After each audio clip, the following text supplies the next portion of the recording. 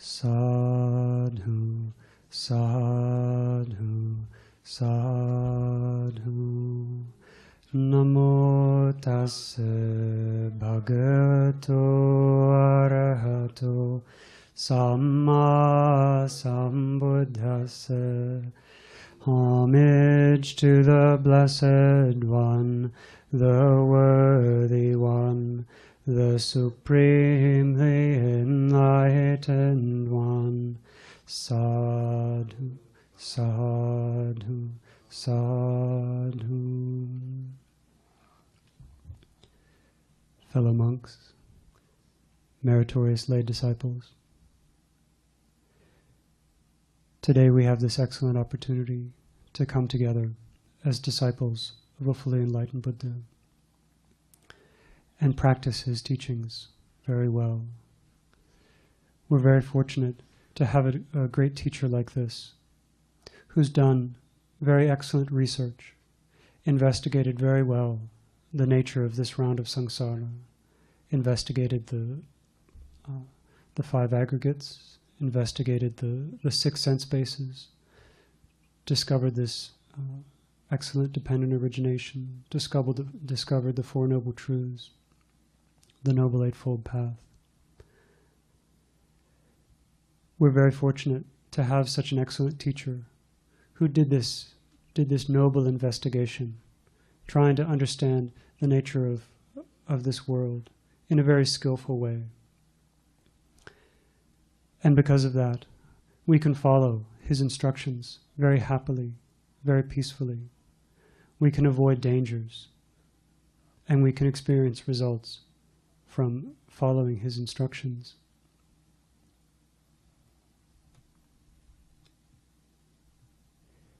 In the time of the Supreme Buddha, there were people who tried to do different kinds of research to investigate the nature of this world. But their research was not so noble, not so skillful, because people don't understand the proper way to understand this world, to see the nature of reality. They think that with our ordinary eyes, with our ordinary ears, we can understand the deepest nature of reality. But the Blessed One said that this isn't the way that we can truly see the nature of reality, right? So, for example, if we do bad things with our body, with our speech, with our mind, say we steal something, we can think to ourselves, well, I haven't gotten caught yet, so there must not be any bad results. Maybe I'll live my whole life and never get caught. No one saw me steal this thing, so there's no way I'll ever get caught. I'll never have to experience bad results from this action. And so someone doing ordinary research, thinking just with an ordinary mind, a corrupted mind, might come to the conclusion, if you can steal something and no one catches you, then you're safe. Then there's no bad results to be experienced. But the Blessed One taught us very clearly. He was able to see, using his vast knowledge, that there's always results to be had from these bad actions. Even if we don't see the results in this life, we'll have to experience them, either in the next life or some future life. So because of that, we depend on the knowledge of our great teacher, the Supreme Buddha, until we're able to purify our own minds, so we can see for ourselves this arising, this passing away, until we can see for ourselves the workings of karma, the results of actions, both good and bad. So today, we'll get to learn about someone who lived in the time of the Supreme Buddha, who did his own kind of research and wasn't very successful at understanding this reality, let alone putting an end to the round of samsara. So today, we'll listen to a very beautiful sutta called the Payasi Sutta in the Digha Nikaya. So this sutta is named after a prince named Payasi. So what was his name? Payasi, yes. So at one time, there was a monk who was traveling around, a venerable arahant monk, named Bhante Kumara Kassapa. He was traveling with a large group of monks, 500 monks. And he came to this city where Prince Payasi was living. And this Venerable Kumara Kassapa was teaching people the Dhamma. He was teaching people about the Blessed One's noble research, the truths that the Supreme Buddha had discovered. Especially, he was teaching about the results of actions, that when we do bad things, we get bad results. When we do good things, then we experience good results, either in this life or future lives. He was teaching that there are other worlds that we can't see for ourselves, heavenly realms, hell realms, ghost realms, that we're not able to see with our own eyes. And that there are beings who are spontaneously born. So what kind of beings are spontaneously reborn? And so in the human world, most human beings are not spontaneously reborn. What does it mean to be spontaneously reborn? It means all of a sudden they come into existence, right? Through special causes and conditions. They don't have to take birth in their mother's womb, right? So in the human world, most human beings are born coming from the mother's womb.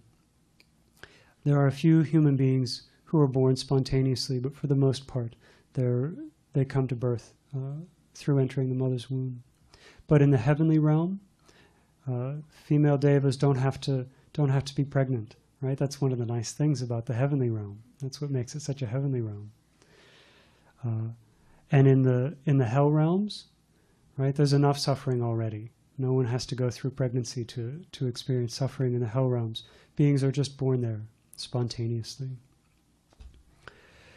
So this Prince Payasi, he had developed wrong views. He must have been associating with bad friends who also held these views.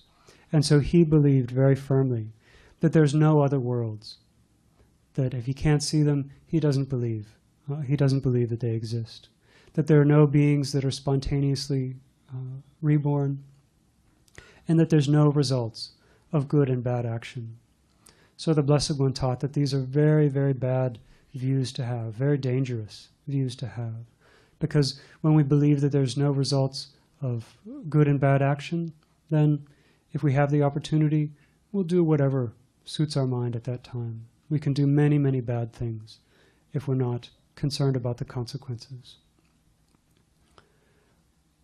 Also, the Blessed One taught us very clearly about these other destinations, the heavenly realms, the hell realms, the ghost realms, the animal realm.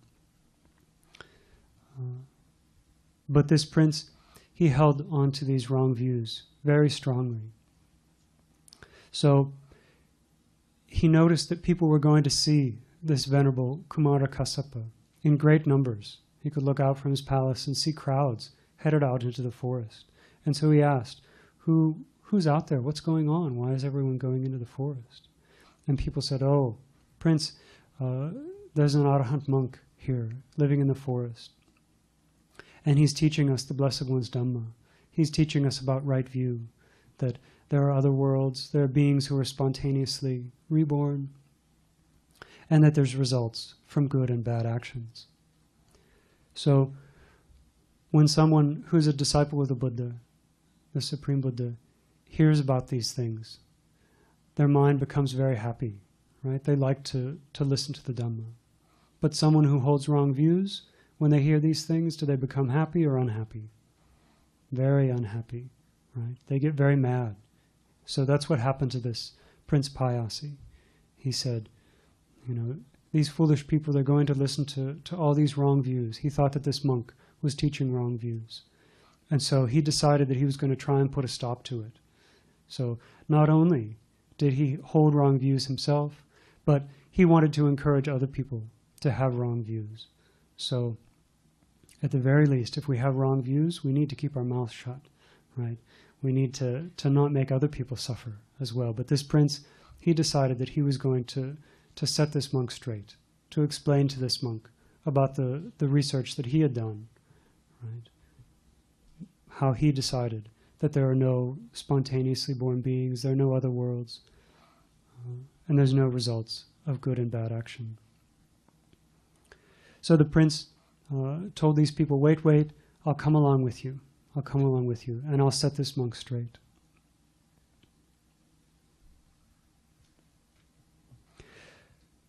So Prince Payasi went to the Venerable Kumara Kassapa. He was respectful, he paid homage, he sat to one side. And then he declared to the Venerable Arahant monk, these are my views. I say that there's no other worlds. I say that there's no beings who are reborn spontaneously, that there's no results of good and bad action. So the Venerable Kassapa said, I don't know about these views. I've never heard these views before. So let me ask you some questions. Let's try and get things straightened out here. And he asked the prince the first question. He says, Prince, tell me, these devas, Chandima and Surya, are they heavenly beings or are they human beings? Do they live in this world or do they live in another world? And Prince Payasi said, yes, those aren't human beings. They're devas, and they don't live in this world. They live on the sun, they live on the moon, they live in other worlds. So right away the prince had to confess, yes, I know that there's these other beings. And that they don't live in this world, but they live in another world. And so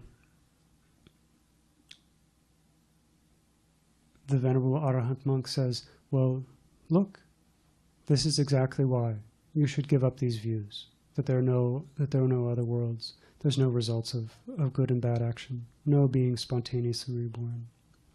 But Prince Payasi doesn't give in. He says, no, I still believe this, that there aren't other beings born spontaneously, that there aren't these other worlds.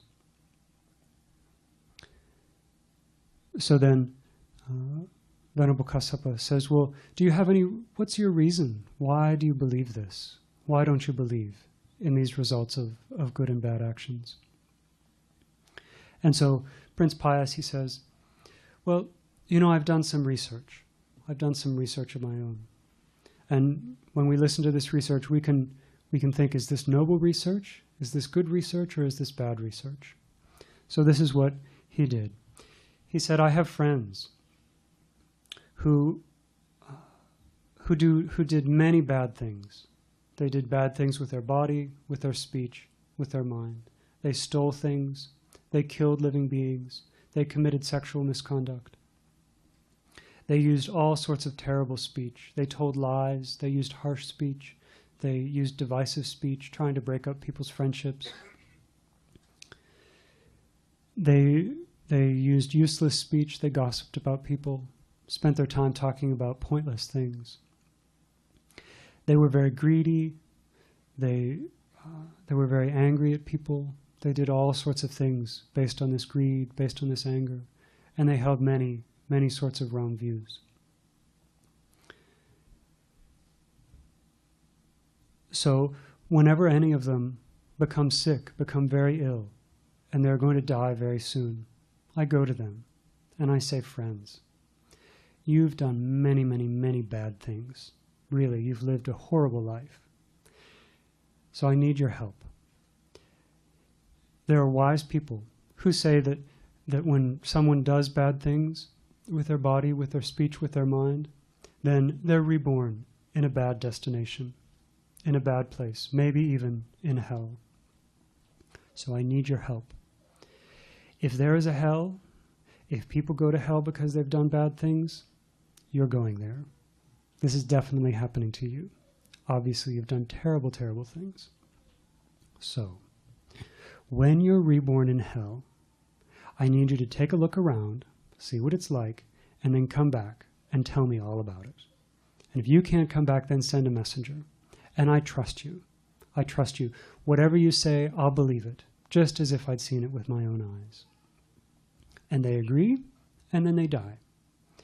But I wait, and they don't come back the next day. They don't come back the day after. They don't come back a week later. They never come back. So for that reason, I'm sure that there's no hell. There's no results of these bad actions that these people did. So what do you think? Noble research or bad research? Yes. So the Venerable Kassapa says to the prince, okay, well, let me ask you a question. Let me tell you a story. Suppose there's a man in your city who's a thief, and he gets caught in the act.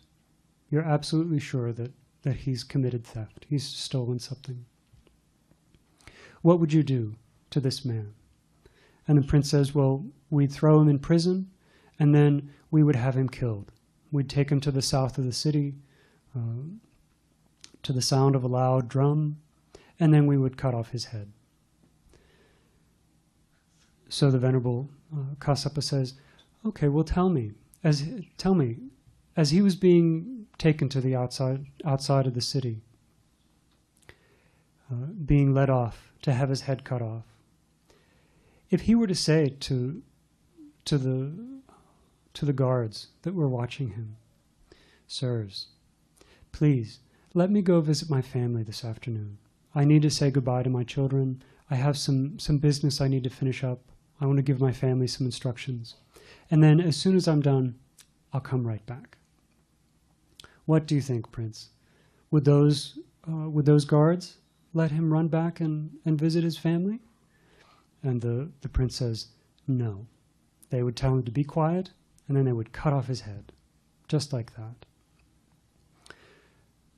So the Venerable Bhante asks him, so what do you think, Prince? If even in this human realm, these guards wouldn't let go of a prisoner, do you think someone being born in the hell realms would be able to say to those guardians of hell, oh, sirs, I have this friend, Prince Payasi, and I need to go give him a message, right? Please let me go back to the human world for just a little bit, maybe just a day, and then I'll come right back to hell. Do you think that they would let him go? And he says, no, surely not. So the Venerable Bhante says, well, for this reason, you need to understand your research is bad, right? You don't know how to do proper research. So abandon these wrong views that you have. But the prince says, no, I'm not ready to give up my views. And the Venerable Bhante asks him, well, do you have any more reasons? What other research have you done? And the prince says, yes, I've done some other research. I have other friends who are very good people. They keep the precepts. They don't kill. They don't steal. They don't commit sexual misconduct. They don't lie. They don't use bad speech. They don't yell at people. They don't spend their time talking about pointless things. They have a very generous mind. They have a very happy mind. They think good thoughts about people. They cultivate loving kindness. And they hold right view. So when these friends are about to die, I go to them and I say, good friends, you're very good people. You've done very good things with your body, speech, and mind. Surely, if there's a place, if there's a good destination, if there are good results of actions, if there's good results of good actions, then for sure you're going to experience them. So please, when you pass away and you're reborn in a heavenly realm, take a look around and come back and explain to me what you've seen. Explain to me the good results of the good actions that you've done. And in that way, I'll believe, just as if I had seen it with my own eyes. But Bhante, these friends of mine, they pass away and I never see them again. They never come back to give me a message. So because of that reason, I don't think that there's another world. I don't think that they're being spontaneously born, and I don't think that there's results of good and bad action. So then Kumara Kassapa says to him, well, let me tell you another story, Prince. Suppose there was a man, a good man, who was walking along in the forest outside of a village, and he fell into a cesspit. So do you know what a cesspit is? Cesspit? So nowadays we put our cesspits underground. When you flush the toilet, all the things that you flush down go into a cesspit. Unfortunately, here they're underground. But in India at that time, they were just open pits. So you had to be very careful where you walked. Otherwise, you might fall into one of these pits full of excrement. So that's what happened to this person. He fell right in a pit of dung, human excrement. Completely covered, head to toe. So this man would come out of the pit, and you would see him, and you would want to help him. So you would make him stand still, and you would pour water over him, again and again. And then you would scrub him well with clay. After he was completely scrubbed clean, then you'd cover him with perfume. You'd put fresh, clean clothing on him, and you'd give him a nice couch to sit in your palace, and servants to look after him. And you would give him all the sensual pleasures that you could for him to experience. So what do you think, Prince? After this person has been cleaned up, bathed, put into clean clothes, sat on a nice couch, taken care of in many, many ways, do you think that he would right away want to go and jump back into that cesspit? And the prince says, no, probably not. No, he wouldn't, certainly not. And the Venerable Bhante says, in the very same way, Prince, for these devas, when they're reborn in the heavenly realm, they look back at this human realm like it's a cesspit, because people are very stinky, right? For devas think that human beings are very smelly, right? They know right away the nature of our body. They see this human world just like it was a cesspit, and they're very happy to have gotten out of it. So, do you think that they would want to run right back here and talk to you in this cesspit of the human world? And he says no. The prince confesses no, they wouldn't. The Venerable Bhante gave him another example, another reason. He says, there's this heaven called the realm of the 33 gods. And in that heaven, the lifespan is very long. The days are very long. One day in that heavenly realm is like 100 years in the human realm. And in that heavenly realm, they have months with 30 days, and they have years with 12 months. And of those kind of years, they live for 1,000 years. So they have a very long lifespan. Suppose your friends were reborn in this realm of the 33. They might look around and say, wow, look at all this that we have to enjoy, right? All these sensual pleasures. I do have this friend that I need to go talk to. I'll talk to him tomorrow. I'll go back tomorrow. What do you think, Prince? Would you be here waiting for them when they had waited till tomorrow in the heavenly realm? He says, no. 100 years would have passed, even just in that one day in the heavenly realm. And so the Venerable Bhante says, in the same way, think about it. You can't expect them to come back right away. Right? They're going to enjoy those sensual pleasures for at least a day before they come back to this cesspit. And by the time they come back, you'll be long gone. You and your whole family will have passed away. And the prince says, that's fine, but I don't believe in this realm of the 33. Who told you that there's this heaven called the realm of the 33? I can't see it myself. I don't believe in it. Right? So he keeps arguing with this Bhante. But the Venerable Kumara Kassapa is very patient, right? He must be able to see something in this prince, that he knows that he'll eventually be able to give up his wrong views. So he says to the prince, okay, let me tell you another story. Suppose there's someone who's blind, and they've been blind their whole lives. They can't see different colors. They can't see different shapes. They can't see mountains and valleys. They can't see the sun, and they can't see the moon. Suppose this person who couldn't see these things said, I can't see colors, I can't see shapes, I can't see high places, I can't see low places, I can't see the sun, I can't see the moon. And because of that, these things don't exist. what do you think, Prince? Would this person be speaking correctly or incorrectly? And the prince says, they would be speaking incorrectly, because of course there are different colors, there are different shapes. There are high places, low places, there's the sun, and there's the moon. So just because they can't see them doesn't mean that they don't exist. So the Venerable Bhante says, in the very same way, Prince, you don't have the right kind of vision, you don't have the right kind of knowledge to see the realm of the 33. These realms, they can't be seen in the way that you think. They can't be seen with the ordinary eyes. The Venerable Bhante says,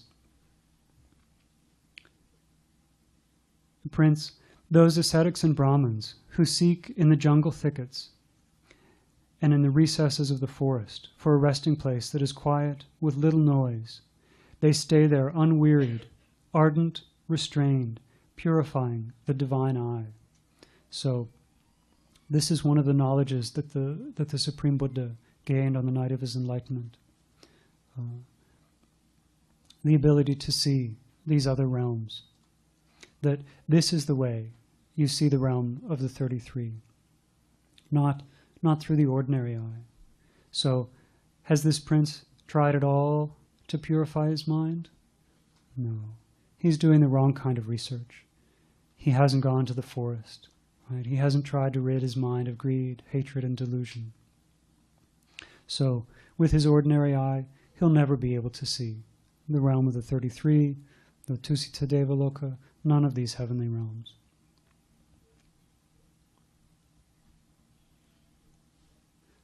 So the Venerable Bhante explains to him, you're doing research in the wrong way.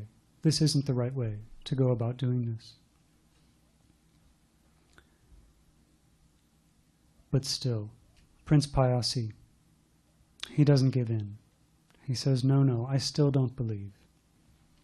So the Venerable Bhante asks him, well, are there any other reasons? What other things do you have in your mind? What other wrong views are you holding? And the prince says, well, I know that there are these recluses, these ascetics, who live in the forest, who do good things with their body, with their speech, with their mind. They're working very diligently to purify their mind.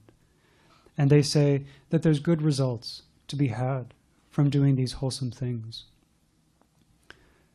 So if these monks, if these Brahmins, these recluses, if they're so sure that there's good results to be had from these good actions that they're doing, if they're so sure that there's a heavenly realm to be reborn into, then it would make sense for them to jump off of a cliff or to slit their own throats and right away be reborn in the heavenly realm.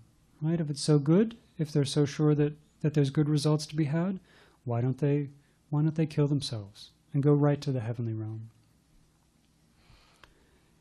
This prince didn't have very good friends, did he? He couldn't have been associating with very wise people.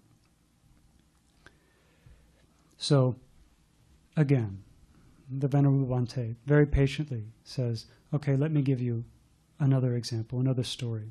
Maybe you can understand this way. He says, at one time there was a Brahmin, and he had 2 wives, and one wife had a child, a boy about 14 years old. And his other wife was pregnant. And while his other wife was still pregnant, this Brahmin passed away. This Brahmin died. So the young son of the first wife went to the second wife and said, Mother, my father gave me the whole of his wealth. He gave all his wealth to me.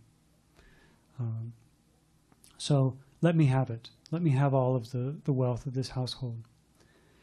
But the second wife said, no, I'm pregnant, right? I may have a son, and if he's born, then he should get half of the wealth. But the young son who was already born said, no, I want the money now, right? And she kept saying, no, wait until this child is born, and then we'll see if it's a boy, then he'll get half of the wealth. But still, the son kept coming to her. And so frustrated, she went inside, she took a knife, she cut open her belly so she could see if this was a boy or a girl. So in doing so, not only did she lose the child in her womb, she lost her own life and all of this wealth along with it. So the Venerable Bhante says, in the same way, you seek to get the results of something in the wrong way, just like this woman tried to find out the answer in the wrong way. You're trying to get results in the wrong way, thinking that these monks and Brahmins should put an end to their lives. And why is it that they continue to live? Because they know that they're doing a very wholesome thing with their lives, that their life is beneficial to both themselves and to other people. Their life is profitable to those ascetics and Brahmins. For the longer such moral and well-conducted ascetics and Brahmins remain alive, the greater the merit that they create. They practice for the welfare of the many, for the happiness of the many, out of compassion for the world, for the profit and benefit of devas and humans. So these Brahmins and ascetics that live in the forest doing good things, they know that they're doing good work right now. And the more good actions they perform, the better results they'll experience in the future. So they don't have any urgency to put an end to this life.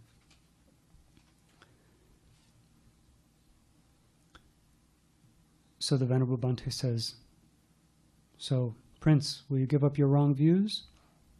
And he says, no. So the Bhante says, okay, what other reasons do you have? What other research have you done? And now we get to learn about some very strange research that this prince did. You can see he held very bad views. He said, Venerable Bhante, this is something that I've done. One time, we had a thief, someone who we were going to kill. He was caught in the act. And so they brought him to me for me to sentence him, to give him punishment. So I said, okay, put this man in a big jar and seal the top with a wet cloth. Put a lid on it and put him in an oven. Bake this pot. And then when you're sure that he's dead, bring the pot to me and we'll open up the lid and we'll look very carefully when we open up that lid and we'll see his soul coming out of the pot. And we did that, but Bhante, there was no soul that came out of that pot. Right? This is the kind of research that I did. Bhante said, no. Let me give you another story. Let me ask you another question. So when you're sleeping and you have a dream, don't you see lovely places, lovely forests, lovely ponds, that aren't in a palace where you are? And he says, yes, I do.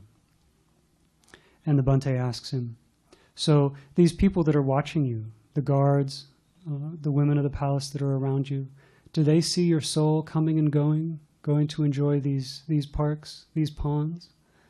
And he says, no, they've never mentioned that to me. They don't see my soul coming and going.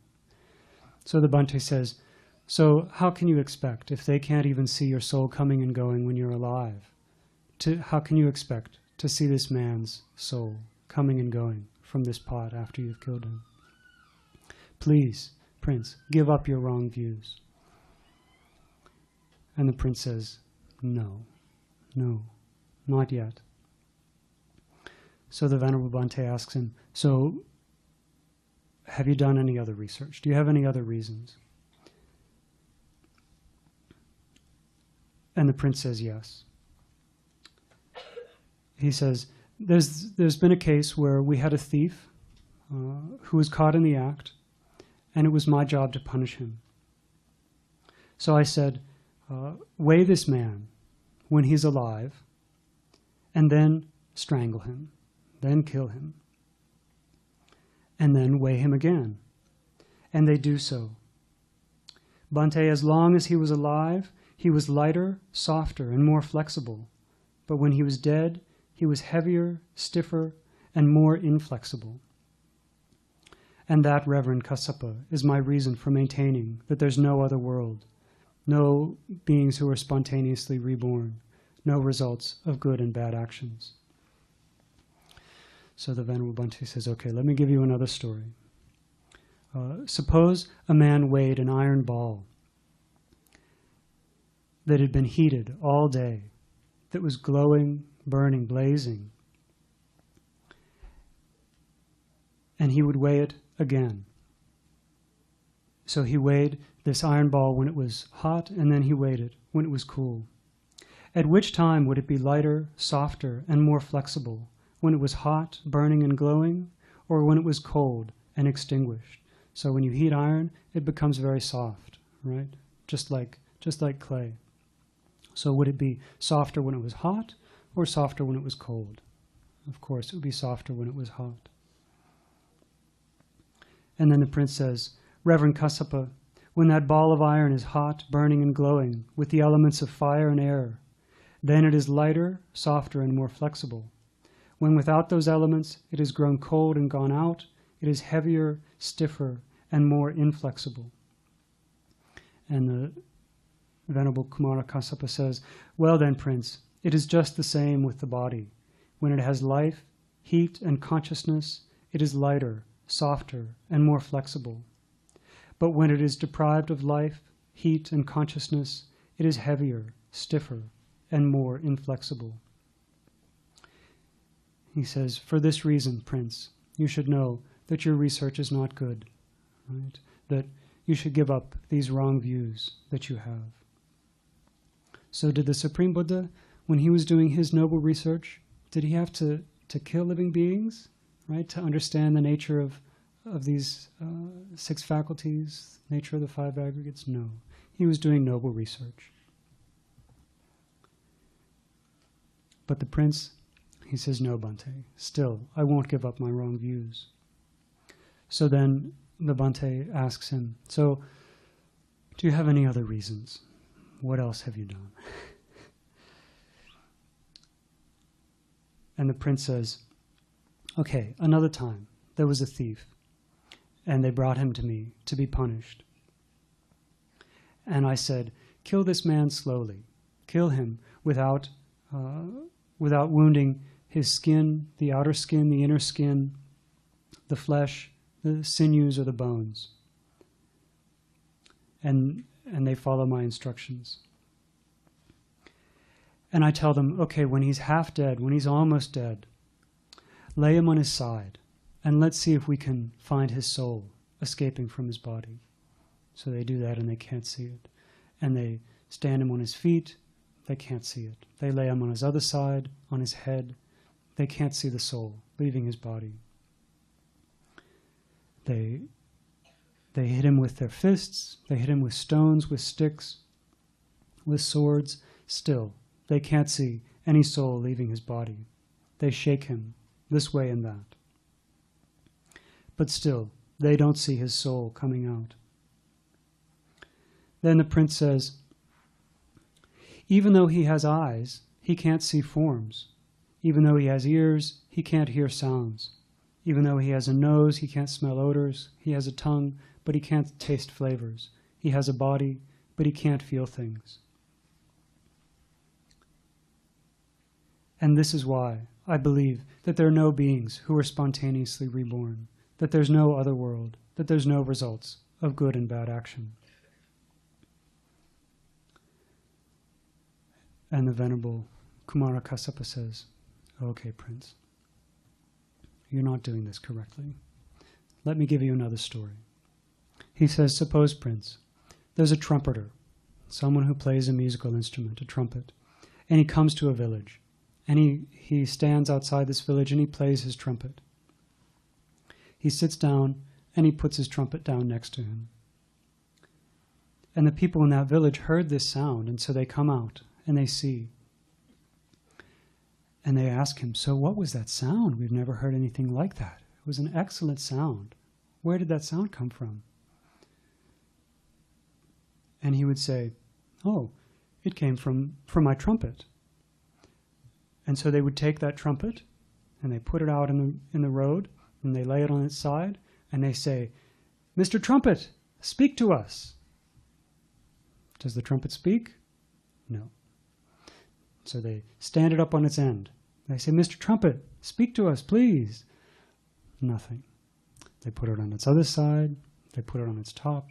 "Speak, speak." It says nothing. They pound on it. They hit it with sticks. They do everything they can to hit it, to shake it, to roll it all around. "Speak, speak." Does it ever say anything that way? No. It never makes a sound.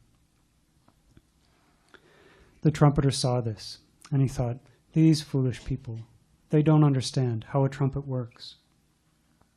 So he picked it up, he blew on his trumpet 3 times, and he walked away. And then as they watched him, they thought to themselves, "It seems that when the trumpet is accompanied by a man, by effort, and by the wind, then it makes a noise. But when it is not accompanied by a man, by effort, and by the wind, then it makes no sound." And the Venerable Bhante said, "In the same way, Prince, when this body has life, heat, and consciousness, then it goes and comes back, stands and sits and lies down, sees things with its eyes, hears things with its ears, smells things with its nose, tastes with its tongue, feels with its body, and knows mental objects with its mind. But when it has no life, heat, or consciousness, it does none of these things." So this is the noble research that the Blessed One did, right? We can have we can have the eye, we can have forms, but if there's no eye consciousness, then there'll be no meeting of these 3 things. If there's sounds and the ear, but there's no ear consciousness, then there won't be any contact with those sounds in the mind. There won't be any feelings that arise because of those contacts. So you need to have all of those things for the faculties to work correctly. So in this way, the Venerable Bhante explains to the prince how he's doing his research in a wrong way, just like those people that tried to make this trumpet sound by turning it all around, turning it this way and that. So he says, "Prince, please, give up your wrong views." Do you give in? Do you give up your wrong views? And the prince says, "No, Bhante, I don't. Still, I don't give up my wrong views."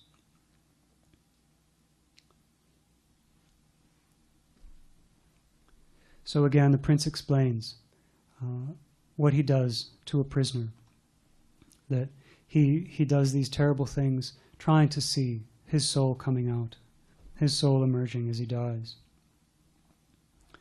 And then the Venerable Bhante says, "Okay, let me tell you another story to try and help you explain how your research is incorrect. You're going about things in the wrong way." He said once there was a Brahmin living in the forest. And one day he happened to find a small baby lying abandoned in the forest. So he took this baby and he raised it as his own son. And one day, when the child was older, this fire worshipper, he had to go into the city for some business. So the practice of these ascetics who lived in the forest worshipping fire, they kept a fire burning all the time. And in that way, they thought that they were doing something very wholesome, something very beneficial. So it was important that this fire not go out. So he told this boy, his adopted son, he said, "Look after this fire. Don't let it go out. But if it does go out, if you don't pay attention and it does go out, here are some sticks, here's some firewood, and here are fire sticks that you can use to start the fire, and here's an axe that you can split up the wood. So don't let the fire go out, but if it does go out, then here are the things that you need to start it back up again." And so the ascetic goes into the forest, leaving his son behind. And his son, still being very young, didn't pay attention to the fire. He got caught up in his games. And so he came back to the house and he saw the fire's gone out. Okay, what did my father tell me to do? He said, use this firewood, use these fire sticks, use this hatchet to try and start this fire again. So what did he do? He took that firewood and he split it up. He said, okay, I'm supposed to use this firewood and this axe and these fire sticks to start this fire. So he split the wood in half. No fire started. So he split the wood again. Still no fire. And he kept splitting this wood, these logs and these fire sticks. He used the axe and he split again and again and again until all he had were little tiny pieces. But still no fire. So he got very frustrated and he thought, okay, there must be fire in here somewhere. So he pounded them up until there was just powder, just sawdust. And then he took that dust and it blew away into the wind, right? But still, he didn't get any fire. So then his father came back and saw that the fire had gone out. And he said, son, I told you not to let the fire go out, but I gave you the things that you needed to start that fire again. I gave you the firewood, the fire sticks, and I gave you the axe. Why didn't you start the fire again? So the son explained, well, this is what I did. I cut it up, no fire. I cut them again, still no fire. I kept cutting and cutting and cutting, still no fire. And the father said, oh, that's not how you start a fire, right? You don't start it just by splitting the wood. Here. And then he showed the boy. He took the fire sticks, he rubbed them together, he got some sparks, and then in that way, he was able to use those things correctly to start the fire.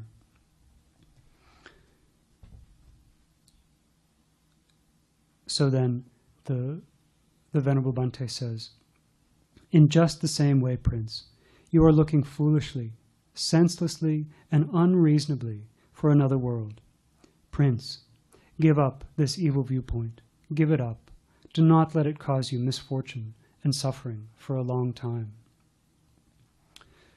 So, many, many ways, this prince was trying to understand the world, but he wasn't doing it in a wise way.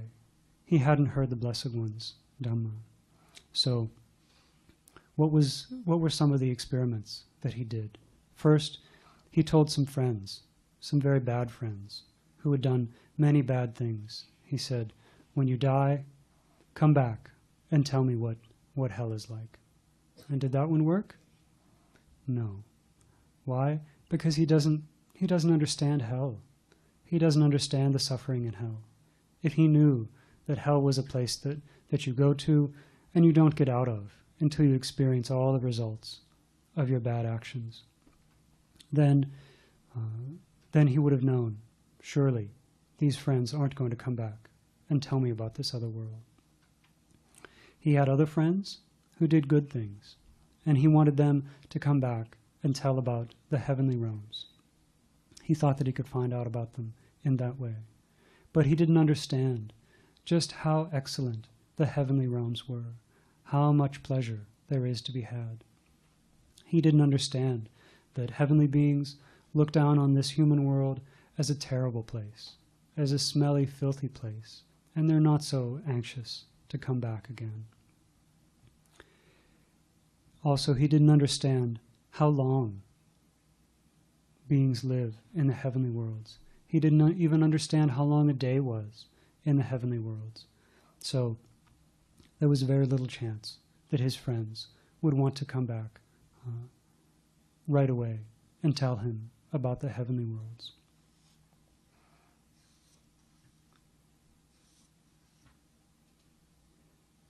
So we also remember how the prince said, if I can't see the realm of the 33, then I'm sure it doesn't exist. Right?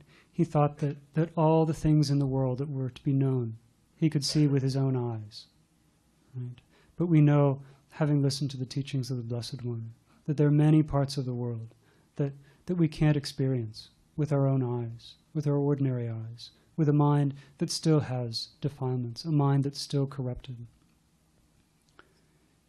And he thought that just because he couldn't see them, that they didn't exist. But the Venerable Bhante explained in a very simple way how just because someone doesn't have the right kind of vision, that doesn't determine whether things exist or not. So we learned about this terrible sort of research that the prince did, trying to find the soul of a living being. Right? He committed many, many bad acts, torturing these people, thinking that he would be able to see a soul escaping.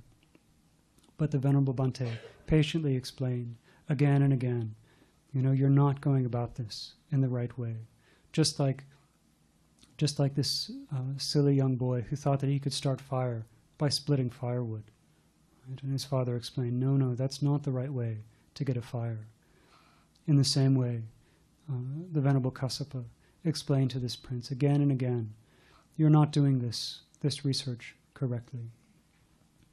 The Blessed One never asked us to do research like this. But still, the prince doesn't give up his view. And even at this point, the prince says, okay, now I don't want to give up these views because other people know me. I'm very famous, right? So they'll hear about my views, and they won't believe these things either. And then they'll criticize me, saying that I hold wrong views. So if I change to these things that you're telling me, then other people who also hold wrong views will criticize me. And so I don't want to be criticized by them. So in the next part of the sutta, we'll get to learn about all the explanations that the Venerable Bhante gives him for not wanting him to pay attention to these other people with wrong views, because he cares about the prince's welfare very much. Right? He's almost got him. He's almost got him there. Now he just needs to convince him not to care about what foolish people think. And then he'll be able to take up these right views and to act in accordance with these wrong views. So, having heard this excellent Dhamma, may we keep this Dhamma in mind.